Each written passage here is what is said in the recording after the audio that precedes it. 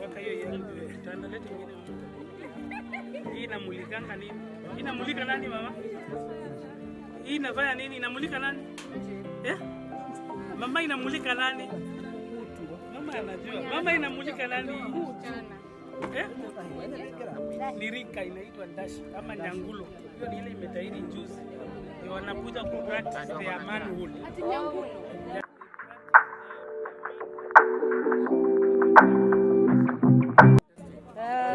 Kama amepona. Waka huko?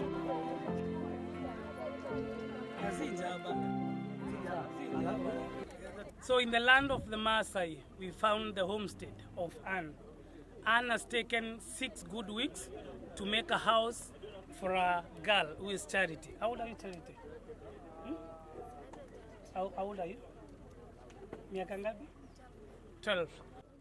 For the last 12 years, Charity did not have a place to sleep. She has been sleeping outside, whereby she can be easily be raped, she can be easily get sick. But today, we have been able to purchase for her a solar, a mattress, a blanket, and sanitary towels. These will go along to help her do homework when they are done doing the home chores like milking the cow and all other stuff.